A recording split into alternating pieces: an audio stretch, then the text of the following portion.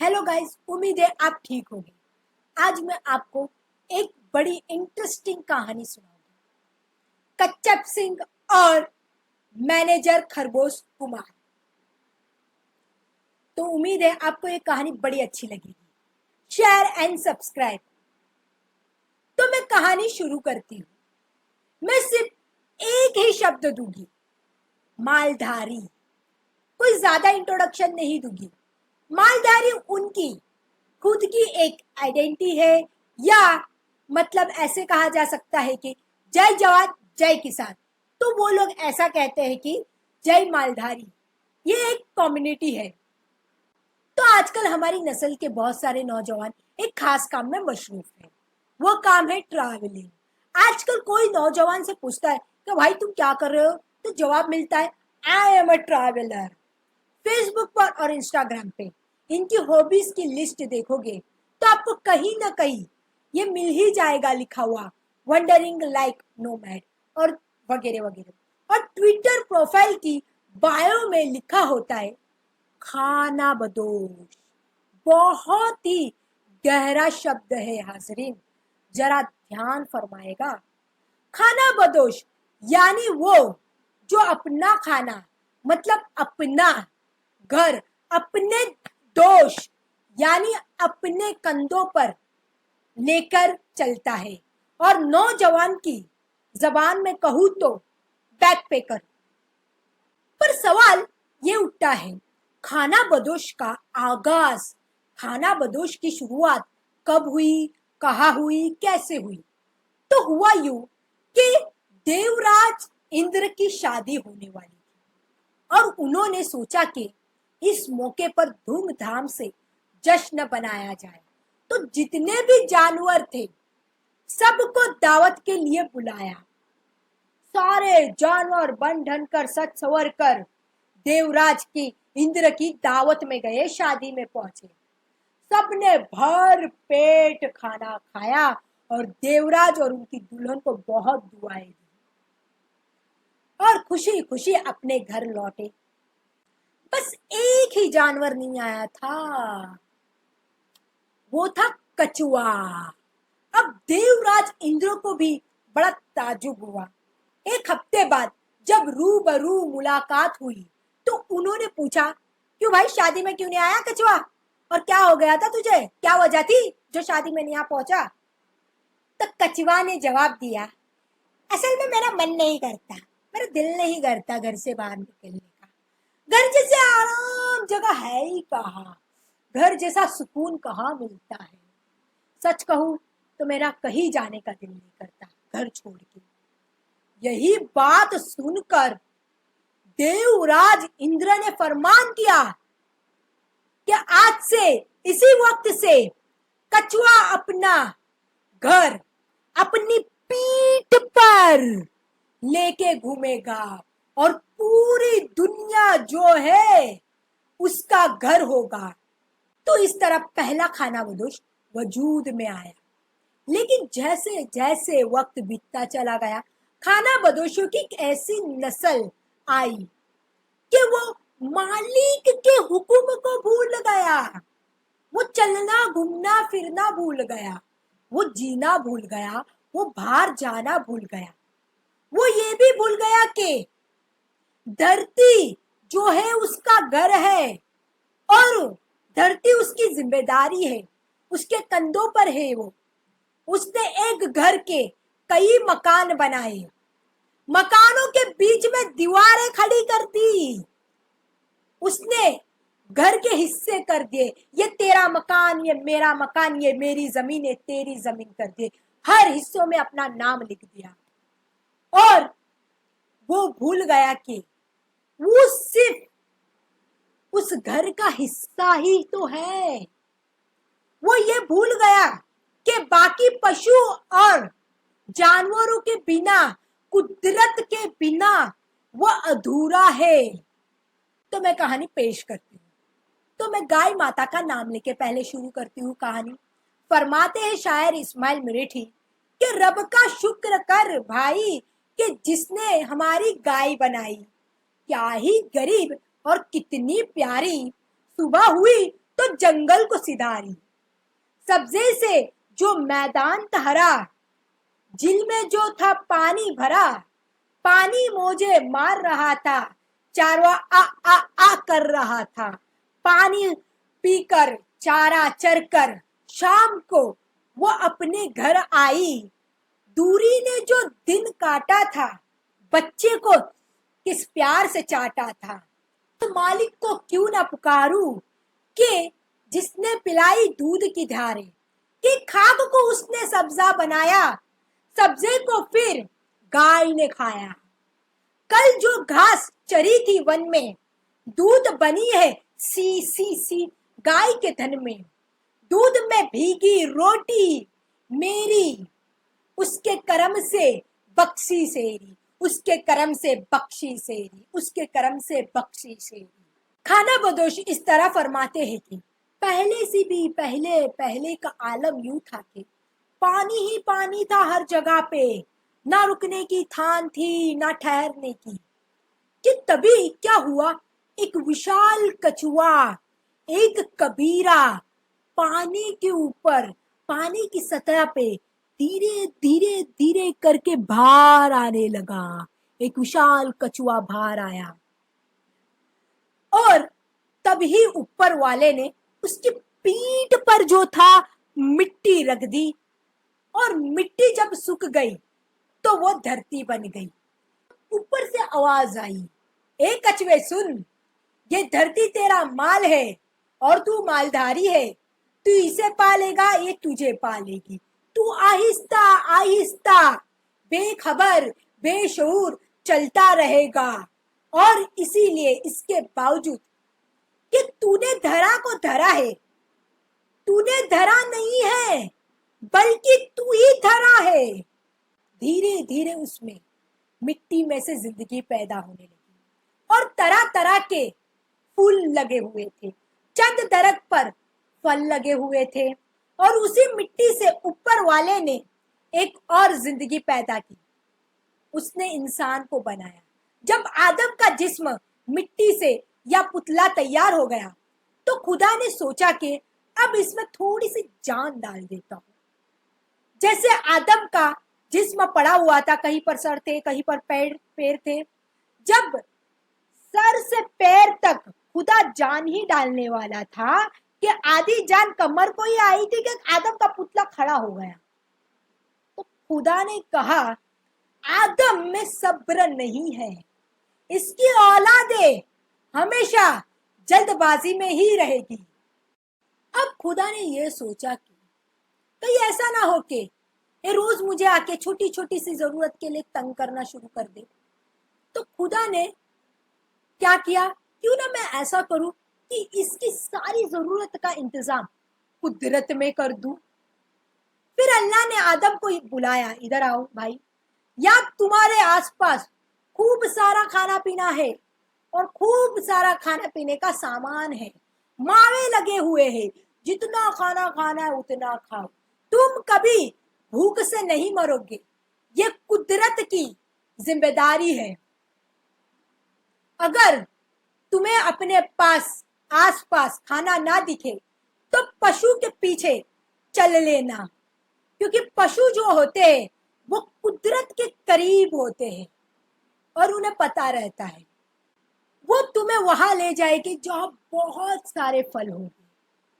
तो पहले पहले तो आदम ने और उसकी औलाद ने ऐसा ही करना शुरू किया, जो कुदरत से मिलता, जो कुदरत से गिरता अपनी झोली पर उसे उठाकर खा लेती। लेकिन रोज रोज वही फल खा खा के आदम अब थक चुका था और उसने देखा कि साहब ये सब चल क्या रहा है, या तो कुछ समझ ही नहीं गिर रहा है। पर ये पशु जो है हमें हर तरह के पेड़ के पास ले जाते हैं, लेकिन ये वाला जो पेड़ है ना इसके पास नहीं लेके जाते। तो ये जो पेड़ था ना वो खुदा ने, ऊपर वाले ने अपने हाथों से लगाया था, और इस पेड़ का फल खाकर ज्ञान मिलता है, इल्म मिलता है कि क्या सही है और क्या गलत है। लेकिन ये फल कौन खाएगा, कब खाएगा, और ज्ञान कब मिलेगा, इल्म कैसे मिलेगा, तो ये तो ऊपर वाले के हाथ में था। और वो अभी ये नहीं चाहता था कि आदम जो है ये फल खाए और उसे ये ज्ञान मिले। पर आदम में सब्र कहा था, वो तो चल गया और पेड़ पे से फल तोड़ा और खा लिया। और खाते ही बोला कि भाई अब तो अपना काफिया बड़ा तंग है, तबीयत का कुछ अलग ही रंग है। और उसने हजरत मूसा से कहा, देखो यार ये रोज रोज फल खा के अब हम थक चुके हैं, हमें कुछ नया ला के दो, जैसे बर्गर और पिज्जा लाओ यार हमारे लिए। अब ये सुनकर उस नूर में से एक आवाज आई, गजब की आवाज थी, वो ना शुक्रे, मैंने तुझे आसमान का खाना भेजा और तू जमीन का खाना खाना चाहता है। मैंने तुझे जन्नत का जायका भी बख्शा और तू अपनी जन्नत खुद बनाना चाहता है, तो जा, बहुत हुआ, तू बहुत मेरे टुकड़ों पे पला है ना, अब तू जा, उसी मिट्टी में जा तू जहां से तू बना है। तो हाजरीन, सफर के इस मकान पर आदम की जो औलाद थी उसमें दो दायरे हो गए, दो भाग हो गए। एक औलाद ने वही पुराना रास्ता लिया, पशु के पीछे जाना, जो खाना मिलता कुदरत से वो खा लेते थे। तो दूसरी औलाद ने धरती को चीर के खाना पैदा करना शुरू किया। पर इससे भी उसकी भूख नहीं मिटी, कम नहीं हुई, बल्कि वो जो भूख थी वो जमीन में तब्दील हो गई और बढ़ती चली गई। और इस जमीन को उसने अपने भाई के खून से सींचा। वो भूल गया कि अगर भाईचारा ही नहीं रहेगा तो ना कोई भाई रहेगा और ना ही चारा रहेगा। तो इन्हीं दो भाई की कहानी है, एक कुदरत के पीछे जा रहा है और एक जो है इंडस्ट्रियों के पीछे जा रहा है। मालधारी चारवा कच्चप सिंह और होटल मैनेजर खरगोश कुमार। तो एक बार क्या हुआ था कि कछुआ था वो स्थिर और था दृढ़, रखता था धीर, चलता चुपचाप और गाता कबीरे के गीत। धीरे धीरे रेमना, धीरे सब कुछ होए, चलना ही तो जगना है, जो दौड़े वो सोए।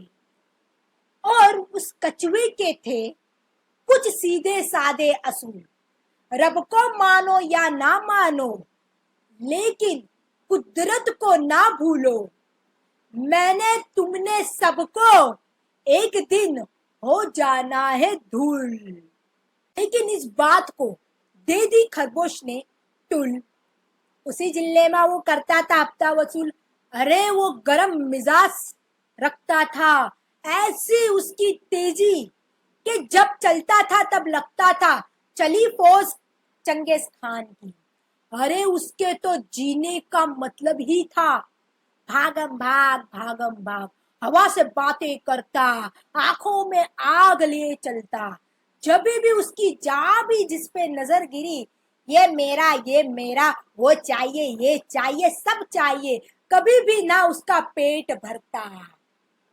एक दिन जंगल के किनारे खड़ा होकर कच्चप सिंह ऊपर की ओर टकटकी लगा रहा था।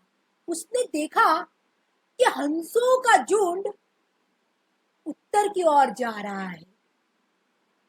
उसने अपने आसपास देखा तो जंगल जो था वो गंजा हो रहा जा रहा है। उसके पशु भी जैसे अपने हाव भाव से कह रहे हैं कि अब चलने का वक्त आ गया है। बस अगली ही रात को जंगल के बीचों बीच उस बिना दरवाजे के एक कमरे के एक झोपड़े में मिट्टी के चूल्हे पर उबल रही थी चाय। मट्ठा जा रहा था मक्खन भरा और बिस्तर बांधे जा रहे थे।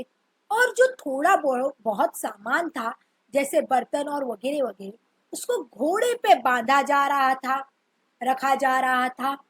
कच्चप सिंह अपने कुनबे की कप्तानी करते निकल पड़ा। लेकिन उस कारवे की असली रहनुमा या लीडर थी भूरी। भूरी जो कि उस झुंड की सबसे बूढ़ी भैंस थी। बूढ़ी को बहुत एक्सपीरियंस था। उसने ये सारा आलम या ये सारी दुनिया, पहाड़ों तक की हिजरत का सफर उसने तय किया था बहुत बार। ये सब कुछ भूरी ने अपनी माँ से, मासी से, अपनी बुआ से, अपने सारे रिश्तेदारों से वो सब कुछ सीखा था जो कि भैंस को जानना जरूरी होता है। जंगल में चरने के लिए सबसे बढ़िया घास कहाँ मिलती है, कैसे परिंदों और हिरणों की हरकतों पर नजर रख के जो पत्थरों से छुपकर तालाब या चश्मों का पानी पिया जा सकता है, बीमार पड़ने पर कौन सी जड़ी बूटी काम आती है, झुंड की हरकत पर कैसे नजर रखी जाए, उनकी टक टकी ताल सुनकर कोई आगे ना निकल जाए, कोई पीछे ना रह जाए, वो सब पे कैसे नजर रख सकते हैं। भूरी को रास्ते के देवधर के दरक खुशबुओं की पहचान थी। ये खुशबू है उसके लिए रास्ते के निशान थे और इसीलिए भूरी के कान, आंख कई और होते। वो हर वक्त इस बात से वाकिफ थी कि वो रास्ते के किस मकान पर है। वो दूर से अपने चारवाहे के पसीने में हिफाजत को सूंघ सकती थी और लोमड़ी और चीते में खतरा देख सकती थी। लेकिन एक खतरे से अब तक भूरी भी ना थी वाकिफ। चलते चलते क्या हुआ कि खाली जमीन पर से भूरी अब सड़क पर पहुंची। सड़क भूरी को बिल्कुल ना भाती थी, बनावटी थी सड़क। उसके पैरों को भी ना भाती थी सड़क, पर पूरा झुंड आगे चला जा रहा था। भूरी भी चले जाती थी, भूरी भी चले जाती थी। थोड़ी देर आगे जाके भूरी रुक गई। भूरी ने देखा और मालूम हुआ कि ये जगह कुछ बदली बदली सी नजर आ रही है। उसकी जुस्तजू में एक डर सा था, कुछ खो देने का डर। वहां खड़ी एक इमारत के वो चक्कर लगाना शुरू की और थोड़ी देर बाद उस इमारत के चक्कर लगाकर भूरी सड़क पर बैठ गई। पीछे पूरा झुंड बैठ गया और चारुआ लोग की टोली बैठ गई, सब बैठ गए। अब भाई साहब ये जो इमारत थी, होटल नेचर, वो अलग बात है। अब वो नेचर जैसी बात कोई है ही नहीं, क्योंकि 25 भैंसों के सड़क पर बैठ जाने से रास्ता जाम हो गया था और एक ऐसी गाड़ी में से एक इंसान खिड़की के तरफ से कच्चप सिंह के कुनबे को धिक्कार की नजर से देख रहा था। मानो ऐसा बोल रहा था, पूरी दुनिया सुधर गई लेकिन ये लोग नहीं सुधरेंगे।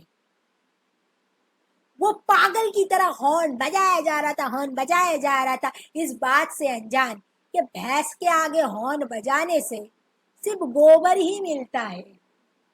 फिर देखते देखते बदबू जो है वो पूरे होटल के कमरों में पहुंच गई और शिकायत पर फुर्ती से कदम लेने वाले मशहूर होटल मैनेजर खरगोश कुमार अब सड़क पर आ गए, ठीक कच्चप सिंह के सामने, और सड़क को देखते ही बोला, होली शिट।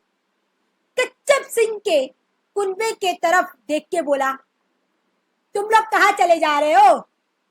कच्चप सिंह ने बोला, साहब हम तो हमारे घर से आ रहे हैं और घर ही को जा रहे हैं। तो खरगोश कुमार ने कहा, देख नहीं रहे हो क्या इतना बड़ा होटल खड़ा है? कच्चप सिंह बोला, होटल ही तो देख रहे हैं साहब, पहले ये हमारा पड़ाव था। हमारा पशु अपने आप चलकर इधर आराम से रुक जाता था और करीब में एक तालाब या एक चश्मा था जहां पानी पीकर हम और हमारे पशु अपनी प्यास बुझाते थे। इस साल आए तो आपका होटल देख रहे हैं साहब। खरगोश कुमार बोले, देखो ऐसा है कि होटल तो अब यहाँ से नहीं हिल सकता, तुम एक काम करो, तुम यहाँ से बदल लो अपना रास्ता। कच्छप सिंह बोला, रास्ता बदल ले? रास्ता तो एक ही है साहब। खरगोश कुमार बोला, क्या मतलब? कच्छप सिंह बोला, आपने हिजरत का किस्सा सुना है क्या? खरगोश कुमार ने कहा, नहीं। और कच्छप सिंह ने पहले अपने झुंड के बीवी बच्चे और अपने साथी को एक जगह किया, और फिर अपनी 25 भैंसों को हटा के एक जगह किया, और अपना जितना भी सामान था वो एक जगह रखा। और फिर खरगोश कुमार से बोला, तो सब बात उस वक्त की है जब पैगंबर मोहम्मद ने कुरैश के काफिरों से तंग आकर कि सोचा मक्का से मदीने का रुख लिया जाए। ईमान अली ने गुफा से 3 ऊंट भेजे, उनमें से एक पर सवार होकर हजूर पाक आए मदीना, जहां बेताबी से लोग उनका इंतजार कर रहे थे। उसमें से एक आदमी टीले पर चढ़कर बोला, रसूल अल्लाह आ रहे हैं। सब लोग खुशी से पागल हो गए, हर तरफ अल्लाह अकबर की गूंज आने लगी, और सब लोग उनकी तरफ दौड़े। तभी ठीक मदीने की सरहद पर या मदीने के अंदर आते ही रसूल पाक अल्लाह ने नीचे उतरे, एक खजूर के पेड़ के नीचे जाके बैठ गए। अब मदीना के जितने भी लोग थे वो चाहते थे कि पैगंबर मोहम्मद जो है उनके घर रुके, और जो कबीले के सरदार थे वो उनको अपना मेहमान बनाना चाहते थे। तो सबने सलाम दुआ की। फिर रसूल अल्लाह फिर से उठ कर ऊंट पर सवार हो गए और बोले कि मैं ऊंट की लगाम को खुला छोड़ता हूं, जहां ये ऊंट रुकेगा वही मैं रुक जाऊंगा। तो साहब हम लोग भी जहां हमारी भूरी रुक जाती है उसके पीछे हो लेते हैं, जहां भूरी रुक जाती है वहां हम भी रुक जाते हैं। हमारे जीने का यही तरीका है साहब। हाँ, आजकल लोग रास्ता बदल देते हैं। हाँ, इसीलिए वो एक असूल को याद कराने के लिए रसूल को भेजता है, अवतार लेता है। मूसा आए, कृष्णा आए, जीसस आए, पैगंबर मोहम्मद आए, सब चारवाहे बनकर आए, क्योंकि चारवा कुदरत से जुड़ा होता है। इस असूल को याद दिलाने के लिए इस कायनात के हर एक कशिश के बीच में एक छोटा सा एक कीड़ा, जिसका वजूद हमारे लिए कुछ भी नहीं है, लेकिन वो हमारी सांसों से इस तरह से जुड़ा हुआ है कि हमें अंदाजा तक नहीं है। सब हम साथ है तो जिंदगी है। आप हमारा साथ दीजिए, दोनों का गुजारा हो सकता है।